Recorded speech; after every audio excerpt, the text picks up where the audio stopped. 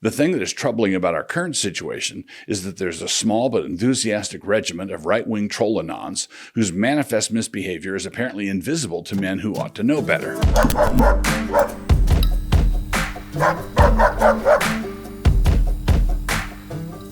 Introduction. Some of the recent online polemical disputes and such have raised the question of anonymous BattleBot accounts, or Anons for short. Let's think about it for a moment, shall we? What is the theology of the thing? On the one hand, we all instinctively know that there are times when anonymity seems to be called for and is fully legitimate. Think of the 16th century Martin Marprelate, who published a series of hilarious pamphlets at the expense of the Anglican bishops who had learned their catechisms and were past grace. Or think of the heroic Samizdat publications during the commie times. These were people who really were speaking truth to power, and, had they been caught, Martin would have been executed, and a happy outcome for the Samizdat guys would have been Siberian in nature.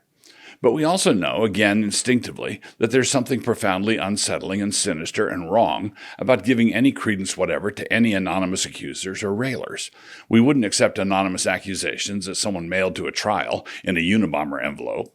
In biblical law, in order to testify against someone in court, the witness had to be in a space where he also was to be held accountable. The ninth commandment forbade perjury, bearing false witness, Exodus 20:16, and so the testimony needed to be received in such a way as that the witness had skin in the game also. Then shall you do unto him as he had thought to have done unto his brother. So shalt thou put the evil away from among you. Deuteronomy 19:19. In order to do to the witness what he thought to do to the accused, you needed to know who the witness was. So how do we tell the difference? What are the principles? The foundational issue. Asking whether or not you are for or against Anons really is a confused way to ask the question. What is the Anon doing exactly? Which Anon are we talking about? Are you for or against bottles with pills? Well, is it medicine or poison? Are you for or against sexual intercourse? Well, is it marital lovemaking or rape? Are you for or against assassinations? Well, is it Ehud or Hinckley? Are you for or against political treatises? Well, is it the Federalist Papers or the Nashville Shooter Manifesto? To repurpose Lenin's two great questions, who, whom? As I never tire of saying, there is no virtue or vice in a transitive verb. We don't know whether to praise or blame until we get to the direct object. I love fill in the blank. What is the direct object there? Is it God? The devil? Apple pie? Child porn? Sunsets on the beach? So some Anons can be heroic. Some are clever, some are lame, others are simply vile. If you want to praise someone simply for being a non, I somehow feel like you've set the bar way too low. To repeat the question, how do we tell the difference? What are the principles? One of the first principles is to realize that Anons are not a monolithic block. Anons, like the general population, range from criminals to heroes. Posing the question one way. At Eric_Con. If it's sinful to attribute particular or unique malevolence to Jews, why is it acceptable to attribute particular or unique malevolence to men with Anon accounts? Maybe it's seething hatred. Maybe it's the crackling envy. The answer to the question posed this way is really straightforward. I would never dream of attributing unique malevolence to men with Anon accounts. See above. I do, however, reserve the right to attribute malevolence to the accounts that are festooned with the blossoms of manifest malevolence. You know, in the things that they say. If I can judge a tree that I know through the bitter fruit, Matthew 7:17 and 18, then to judge a tree that I don't know, the only thing needful is to have a box of the fruit shipped to me, which the internet thoughtfully does. I don't know what state this tree is growing in, but man, this fruit is rancid. In the same way, I have no trouble attributing malevolence to malevolent Jews. When bad people do bad things, we should always be willing to say that they were bad. When Anons do bad things, we should be willing to say the same thing. The thing that is troubling about our current situation is that there's a small but enthusiastic regiment of right-wing troll Anons whose manifest misbehavior is apparently invisible to men who ought to know better. Generals always need to have good control of their troops. But the idea appears to be, so long as they are attacking leftist retards, we will ignore their obvious ungodliness. I will give some examples in a minute. At Eric_Con. All tweets must be approved by a board of elders' wives. The thing that is astonishing to me is that occasionally I will get a sincere question in the middle of a comment thread that is currently at 178 comments, a comment thread of the grease fire variety, and this sincere brother comes into the chat to say something like, "But what is your evidence that this perspective is motivated by seething hatred or crackling envy?" from which I conclude that his computer must have lost all functionality when it comes to scrolling up and scrolling down. For the comment right above his was enough from you, you sad little Jew puke, and the one just below was all race traitors should be tied down on an anthill and smeared with honey. Accountability for words and actions is a thoroughly biblical practice. But from Eric Kahn's dismissal to the right here, you would think that Anons don't need or require actual pastoral care, especially the Dank Anons. I, on the other hand, think that a number of these Anons need to be checked into a pastoral ICU somewhere. Joel Webbin sixed the Anons on Owen. Important prolegomena to the following. I snipped these clips as they went by in my feed and know nothing at all about @hasbrain_can_read. I might not be in sympathy with her project at all, and sadly, as these things sometimes go, she might be really dismayed that I mentioned her at all. That said, I do want to respond to what Joel Webbin says here in these two clips. That they also don't like the Anon accounts because the Anon accounts are dragging them and making them look silly. Yeah. So that's part of it, is the Anon accounts currently are against them. That is absolutely part of it. And mocking. Here's the thing, And, mocking, there is a biblical, theological case for mocking, and mockery is absolutely effective. It can be done in a sinful manner, and biblical. Yep. So, well, that's why I said there's a theological case for it. So it's mocking is permissible in biblical terms. Yep. That doesn't mean that it's always right. You can do it wrongly. You can do it rightly. So, and that's in the moral sense, in the biblical sense. But then there's the sense of how is it effective or not, and it is highly effective. We need Anon accounts to mock certain people off of Twitter. There are certain people who are on X right now who need to be on blue skies. And by God's grace, a lot of them have left. That's right. Still waiting on Owen Strand. But there are some others that I think by God's grace, if we can get just a few more Anon accounts, I think we can do it. Yep. So Joel here says that there's a biblical case that can be made for mocking. This is true. Elijah mocked the priests of Baal on Mount Carmel. Jesus mocked the Pharisees. Amos mocked the cows of Bashan. A biblical case can be made for it. The problem is that Joel is not making it, and he's not restraining or disavowing those Anons who are trying hard to be as foul as the apron of a scullery maid in the devil's kitchen. I recently had a discussion with Lennox Califungua of New St. Andrews College about a worldview approach to ethnicity, and here's a sampling from the comment thread. This is the kind of thing that happens routinely whenever we touch on these subjects. Incidentally, I do not say that these are Joel's Anons because, who knows, they're Anons. But when the call for volunteers goes out, these are the kinds of guys who show up. Not all races are human. Doug is a Jew, not a Christian. This guy opens up with, I'm a baby boomer. Nuff said, dipshit. Whites, especially the English, were responsible for spreading the gospel across all 7 continents. We are uniquely in touch with the metaphysical in a way that other races are not. Wilson is a race traitor. Ah, yes, uniquely in touch with the metaphysical. What a poor, raggedy thing the gospel was, struggling along as it did until it finally scored the endorsement of the white people. The previous paragraph, by the way, was an example of biblical mockery. I think you should be executed immediately. Joel acknowledges that it's possible to have unbiblical mockery, but then urges the Anons to harry Owen Strahan off Twitter, not having any idea a priori whether or not the people who would do this bit of dirty work for him are in the biblical category or not. I say a priori because after they get to work, the whole world can usually see how toxic they are. But Joel could say that he was only issuing his a priori appeal to the ones who would conduct the work of mockery biblically. But if they are Anons, he has no idea who they are or where they're coming from. No idea. No accountability for them whatever. So let's say 10 new Anons go after Owen as per the exhortation. 10. 2 of them are currently under church discipline for disturbing the peace and purity of their local congregations.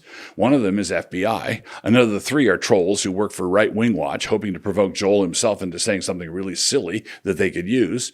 And the remaining 4 are aficionados of Right Response Ministries who think they are just following instructions, and so what they do both earnestly and badly. And then, after they begin their spewing, the sinful nature of their blatant behavior is ignored because there's a category out there called biblical mockery. In a book somewhere. Well, yes, there is such a thing as biblical mockery. Show me some because it sure isn't going on around here. So here's an invitation or challenge to Joel, and with no guile. Please name 5 right-wing Anon accounts that you believe are disgracing the gospel, accounts that are doing what you said, attacking Owen, but they're doing it unbiblically. I am grateful for the fact that Joel signed Joseph Spurgeon's statement on natural affections, which condemned the Nazis. That was really good and about time. But I'm not here talking about Nazi, not Nazi, but rather about godly Anons, ungodly Anons. I'm talking about the kind of anonymous nastiness that could cause Owen to depart from Twitter. Please name 5 who are doing what you said in a way that displeases you. This is so that when you say that it can be done unbiblically, we know that you are not talking about a null set. And to those who throw this same challenge back at me, telling me to do the same kind of thing, I simply say, I'm doing it now. A wide range of options. They told you that we were monsters. We were the last warriors who fought the satanic Jewish banking cartel that rules you today. On the one hand, we have a guy who has a wife and 4 kids, is a faithful church member, and he feeds all of these dear people by means of a job he has in corporate America.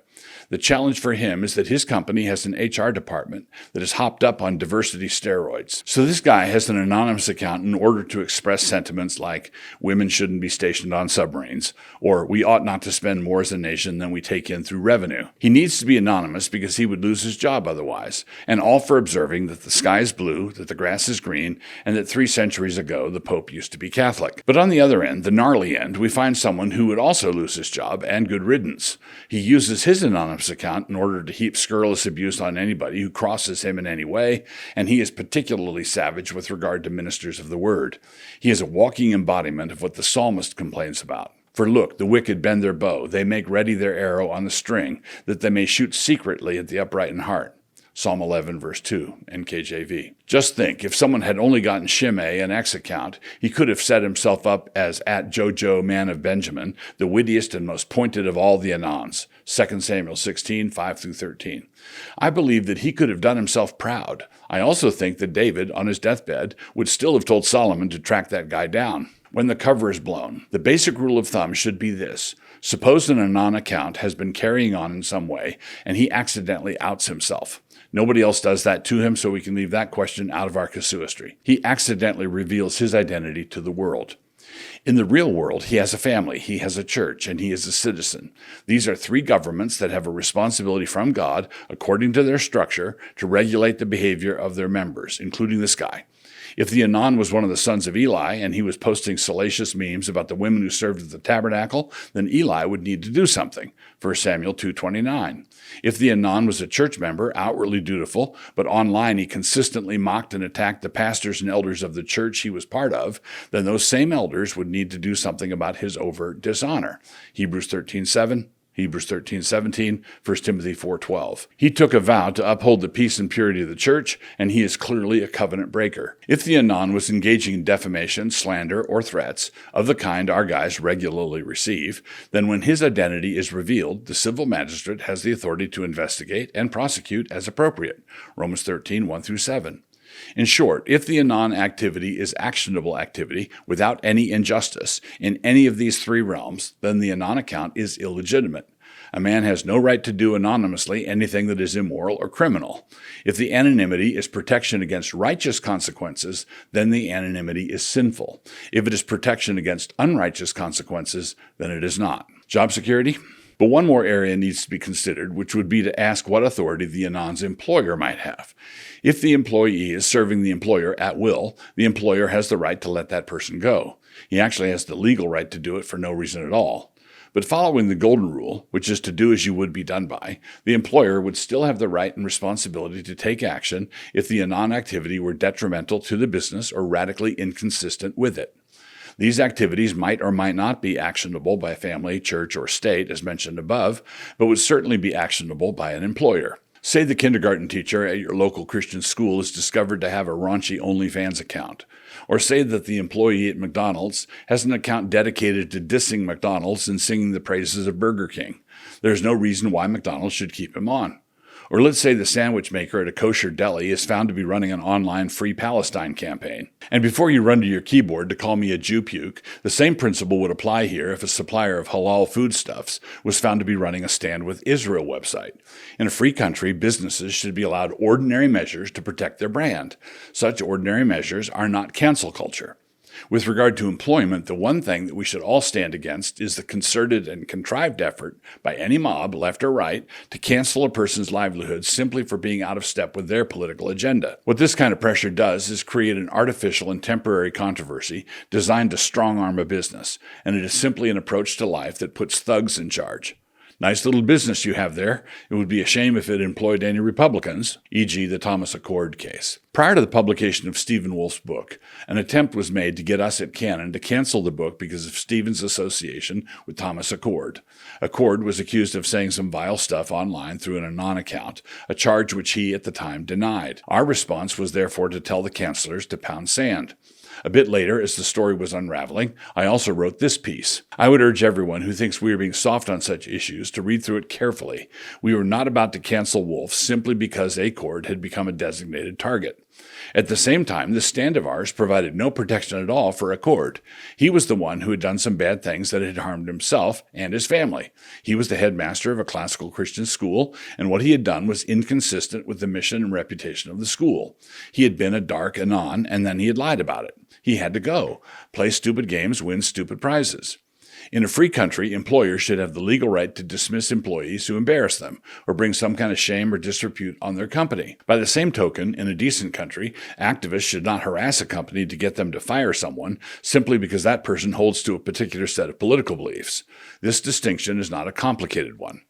But someone might object, what if it comes out a couple years from now that Stephen Wolfe knew about Accord all along and agreed with all the dark stuff he said? That would not reveal the true meaning of the case for Christian nationalism. It would rather be an odd case of an author coming out to disagree with his own book, and we would deal with it accordingly. But in the meantime, we have no reason to think that Stephen has done or is doing that. It is fair to say, however, that he does feel sorry for more of these sad puppies than he ought to. Stephen does have a soft spot in his heart for people who have a soft spot in their heads. And this is as good a place as any to make an essential clarification about what I mean by revoice for Nazis and how it would apply to men like Wolfe, Webb, and Kahn et al. To say that someone is not handling the Dank right properly is not to say that they themselves are part of the Dank right. A doctor can mishandle a case of gangrene without being the gangrene itself. A hireling can run from wolves without being a wolf. To be part of the general problem is not necessarily to be a specific part of the problem. At the end of the day, Tim Keller would come down on the right side of the homosexuality question. He would handle it with a great deal of nuance, like a donkey eating a thistle. But when all was said and done, he would say something like homosexual behavior is not consistent with human flourishing, or something like that. So I'm not saying that Kahn or Webben are crypto-Nazis. There's clear evidence that they are not. I am saying that they are displaying a calloused pastoral ineptitude when it comes to understanding and responding to the dank Anons. Many people believe that they want to keep their privacy, when what they actually want to preserve is their anonymity. The wiles of dopamine can make people think the craziest things. A number of years ago, a married couple made a porn tape, posted it, consequently got fired from their jobs, and then sued because their privacy had been invaded. In a similar way, suppose we have a particularly pestilent Anon named @base son of Japheth, and he consistently rails against Jews, blacks, commie progs, and James White. And then one day he is toppled from his perch because an autofill mistake in a CC line revealed his identity to his employer. When he gets the sack, is his right to earn a living being violated? Is his privacy being invaded? He was only being private the way a sniper in the bushes is being private. Such an approach to privacy does tend to arouse the interest of those getting shot at. They become curious. They take an interest in subsequent events. Idle words. Everything Scripture says about the tongue applies to keyboards. But I say unto you that every idle word that men shall speak, they shall give account thereof in the day of judgment. Matthew 12:36. One of the things that astonishes me is how quickly some Christians have abandoned their commitment to the authority of Scripture just because the hell and destruction of cliques, more, demanded it. Proverbs 27:20. But death and life are in the power of the tongue. Proverbs 18:21. The perverse tongue falls into mischief. Proverbs 17:20. A lying tongue will betray the liar. Proverbs 26:28. The eager reader of perverse liars is a liar himself. Proverbs 17:4. Liars only last for a moment. Proverbs 12:19. Froward fingers typing madly shall be cut off. Proverbs 10:31. That penultimate section is rich coming from you, Wilson. But didn't you start all this, Wilson? Weren't you the aboriginal bad boy writing in the way you do in that shock jockey épater les bourgeois manner you have? Woodhouse has a line somewhere about a hangdog expression that an Englishman has when he's about to try to speak French. Don't you take any responsibility for this deterioration of evangelical discourse? No, and here's why. I'm reminded of the Harry Truman anecdote where someone in the crowd shouted, "Give him hell, Harry," and he responded with, "I just tell the truth and they think it's hell." I'm going to ask you to follow me closely here. There's a vast difference between saying biblical things and being accused of being unbiblical, and saying unbiblical things and being accused of being unbiblical. I know there are nuances here, and I accept that, but there's no faster way to get accused of being unchristlike than to flip over a few tables belonging to the money changers. This, however, does not justify first-century bank robbers whose behavior really would be unchristlike.